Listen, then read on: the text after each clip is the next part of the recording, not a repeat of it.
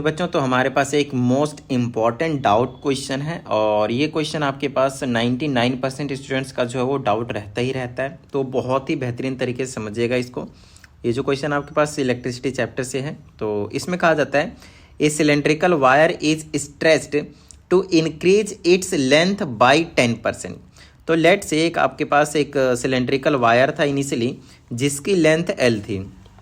बाद में हमसे कहता है कि अगर हमने इसकी जो लेंथ है वो इंक्रीज कर दिया कुछ इस तरह से बाई 10%, मतलब पहले जितना था उसका 10% इंक्रीमेंट किया है। तो मान लेते हैं कि पहले L था, तो L में आपको ऐड कर देना है 10% ऑफ L का ही 10% आपको ऐड कर देना है। तो हो जाएगा 10 बाई 100% का मीनिंग टाइम्स L। इससे ये कैंसिल हो गया, तो L प्लस ये हो गया आपके पास 1/10 टाइम्स L। इसको एलसीएम लेकर सॉल्व कर दिया तो आ गया 11 L/10। आई बात समझ में? नहीं तो आप देखिए, क्योंकि 10% एक्स्ट्रा करना था तो आप डायरेक्टली 110% निकाल दीजिए। 110% of L it will again be 11/10 of times L। तो वो आपकी मर्जी है। तो बाद में जो इसकी लेंथ हो गई वो 11/10, मैं आप चाहूँ तो इसको 1.1 भी लिख सकता हूँ टाइम्स L। मतलब पहले अगर 1L था तो बाद में 1.1L हो गया, ये कहना चाहता है क्वेश्चन। यहाँ तक 10% से इंक्रीमेंट किया है, तो ये आपको समझा दिया कि किस तरीके से आपके पास इंक्रीमेंट हुआ है यहाँ पे, राइट? ओके, अब आगे ध्यान से देखिए यहाँ पे। अब हमसे कहता है calculate the percentage increase in its resistance, कि रेजिस्टेंस में कितने परसेंट का इंक्रीमेंट हुआ है। आपको एक चीज पहले से पता है, इफ लेंथ इज इंक्रीज, ध्यान से समझिएगा, इफ लेंथ इज इंक्रीज, देखिए आर का फॉर्मूला क्या होता है, रो L/A। तो R is directly proportional to length. If it means if length is increased then resistance will also increase, but at what extent? The most important question is here, at what extent. Rho L/A लिख दिया, ठीक है। Eight what extent, इसका क्या कहने का मतलब है, देखिए आपको बताया कि अगर एरिया कम करूंगा मैं, एरिया ऑफ क्रॉस सेक्शन, तो रेजिस्टेंस बढ़ेगा। आई बात समझ में? ठीक है ना। तो यहाँ पे आपको पता है कि यहाँ पे लेंथ बढ़ाया तो भी आपके पास एरिया बढ़ेगा, ये रेजिस्टेंस बढ़ेगा। लेकिन एरिया तो कम होगा, लेकिन एरिया कम होने से भी रेजिस्टेंस आपके पास बढ़ेगा। तो ओवरऑल जो रेजिस्टेंस है वो बढ़ेगा ही बढ़ेगा। तो कितना बढ़ेगा वो हमें देखना है। लेकिन यहाँ पे अगर आप देखें तो एरिया से रिलेटेड कोई नई चीज़ दी, कोई भी चीज़ यहाँ पे गिवन नहीं है। और यही सबसे ज़्यादा टर्निंग पॉइंट है इस क्वेश्चन का, कि बच्चों को यही नहीं पता होता कि एरिया की जगह पुट क्या करें, कि एरिया कितना डिक्रीज होगा, यही नहीं पता बच्चों को। तो हम यहाँ पे एरिया में ना डील ही नहीं करेंगे। मैं आपको समझाता हूँ। Let's say it's area is a, initially it's area is a. तो लेंथ क्या, यहाँ पे रेजिस्टेंस क्या हो जाएगा, आर क्या हो जाएगा, R1 कह देता हूँ इसको, ठीक है। It will be rho L is L divided by A is A। आपको बताया कि भाई रेजिस्टेंस तो ठीक है, लेकिन एरिया को हम इस फॉर्म में नहीं रख सकते, क्योंकि एरिया से रिलेटेड हमें यहाँ पे कुछ कहा ही नहीं गया है। तो आपको बता दूं, अगर आपके पास एक वायर है और अगर आपने उसको लेंथ को खींचकर बड़ा कर दिया तो एरिया तो 100% कम होगा, दैट्स फाइन। बट एक ऐसी चीज़ होती है जो कम होती ही नहीं है, फिक्स रहती है, वो है आपके पास volume. So volume of material, जितना इसमें वायर था, मटेरियल था, उतना ही मटेरियल इसमें भी रहने वाला है। इसमें बस मोटा था, उसमें जाके पतला हो गया, भाई क्या फर्क पड़ा, कुछ नहीं।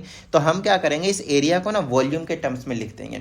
तो अगर आप लोगों को मालूम हो कि वॉल्यूम का फॉर्मूला होता है एरिया इंटू हाइट, और you can say it is length. आई बात समझ में? तो यहाँ से आप एरिया का फॉर्मूला निकाल देंगे तो आ जाएगा V/L। So you can here put rho L/A की जगह पे वॉल्यूम डिवाइडेड बाय लेंथ करेंगे तो रेसिप्रोकल होकर ऊपर चला जाएगा, तो ये आपके पास L का स्क्वायर बना देगा। इसे आप फर्स्ट इक्वेशन बोल दीजिए। ये आपके पास स्टार्टिंग में जो आपके पास वायर था जिसको हमने स्ट्रेच नहीं किया है उसका रेजिस्टेंस है।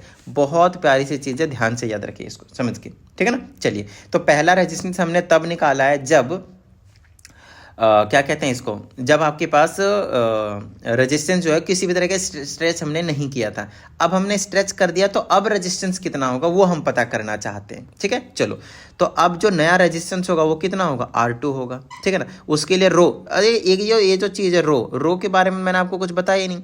रो आपके पास हमेशा सेम रहता है फॉर द सेम मटेरियल। रो क्या रहता है आपके पास, सेम रहता है, क्योंकि यहाँ पे वायर ना सेम ही वायर है, एक मटेरियल सेम है दोनों का, चाहे दोनों कॉपर के होंगे या तो दोनों सिल्वर के होंगे, दोनों गोल्ड के होंगे, दोनों आयरन के होंगे, किसी भी चीज़ के होंगे, लेकिन दोनों सेम मटेरियल के होंगे। और जब मटेरियल सेम होता है तो रेसिस्टिविटी में, रो में किसी भी तरह का कोई भी चेंज नहीं आता है, जिसकी वजह से रो दोनों में आपके पास कंप्लीटली सेम होने वाले। फाइन, अगर आप दोनों में रो नहीं लिखेंगे तो भी कुछ भी फर्क नहीं पड़ेगा। आई बात समझ में? ठीक है, चलिए आगे की बात करते हैं। तो रो हो गया एल, एल की जगह क्या आ गया आपके पास यहाँ पे 1.1 मल्टीप्लाई लिख देता हूँ टाइम्स एल डिवाइडेड बाय में। अब की बार एरिया कितना हो जाएगा, एरिया हो जाएगा वॉल्यूम बाय लेंथ, तो लेंथ हो गया 1.1 टाइम्स एल, तो वॉल्यूम बाय में यही चीज़ रखूंगा मैं, तो ये वाला रेसिप्रोकल होकर वापिस ये ऊपर चला जाएगा, तो R2 जो होने वाला है वो हो जाएगा रो 1.1 एल का होल स्क्वायर और नीचे में आपके पास आ जाने वाला है वॉल्यूम। तो यहाँ से अभी आपको पता चल गया कि भाई R1 भी पता चल गया, R2 भी पता चल चुका है, आप इसे सेकंड इक्वेशन की नेमिंग कर दें। अब मेरी बात ध्यान से सुनिएगा, है ना, बड़ा ही प्यारा क्वेश्चन है। अब आपसे अगर कभी मैं परसेंटेज निकालने के लिए बोलता हूँ, मैंने आपको बोला कि एक टाइम पे आपके पास 1000 रुपये थे और कल आपके पास 1200 रुपये हो गए, तो 200 रुपये की इंक्रीमेंट आई है, तो कितना परसेंट का चेंज आया वो देखो। तो आप क्या करोगे पता है, कितने का बढ़ोतरी आया, प्रॉफिट आया, तो 200 का, 200 आप ऊपर रखेंगे, नीचे में टोटल जो स्टार्टिंग में था आपके पास इंटू में 100%, तो 100 से 100 गया, 2 से 2 गया, तो आपके पास 20% का इंक्रीमेंट हुआ है, मतलब 1000 से 1200 गया, इसका मतलब आपके पास 20% का इंक्रीमेंट हुआ है। वही चीज़ तो हमें यहाँ पे पता करना है, बस इसकी जगह रेजिस्टेंस है भाई। तो स्टार्टिंग में हमने देखा कि भाई क्या था, ये थी, बाद में ये हो गया, तो इसमें से इसको माइनस कर दो, पहले चेंज निकाल लो, चेंज इन परसेंटेज कैसे निकालोगे, change in resistance divided by original resistance into में 100%, ये आपके पास परसेंटेज इंक्रीमेंट होगा, ये आपके पास होगा इंक्रीमेंट परसेंटेज।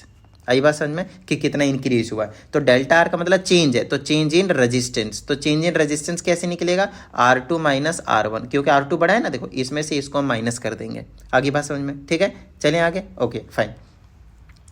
यहाँ पे अब इसमें से इसको माइनस करेंगे तो क्या होगा, रो 1.1 टाइम्स एल का होल स्क्वायर डिवाइडेड बाय में वी में से माइनस कर दो रो एल का स्क्वायर बाय में वी। आई बात समझ में? अब इसको माइनस करेंगे तो क्या होगा, यहाँ पे सॉल्व कर लेते हैं, देखिए फटाफट।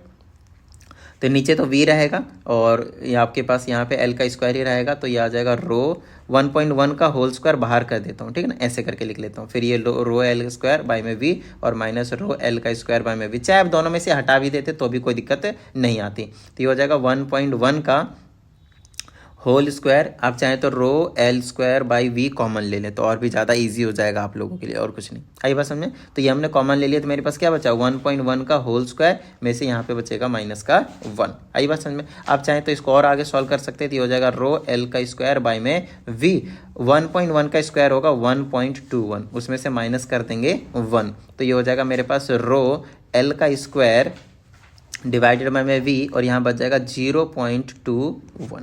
आगे बात समझ में? तो ये आ गया आपके पास चेंज। तो अब आपको पता ही है यहाँ पे हमें कि चेंज का फॉर्मूला, ये इंक्रीमेंट इन रेजिस्टेंस का फॉर्मूला मालूम है, तो चेंज आ गया आपके पास rho L square by V और मल्टीप्लाई में 0.21, ठीक है, डिवाइडेड बाय में ओरिजिनल रेजिस्टेंस कितना था आपके पास, rho L square by V था। आगे बात समझ में? और इंटू में क्या आपके पास 100, साथ में आपके पास आ जाएगा परसेंटेज।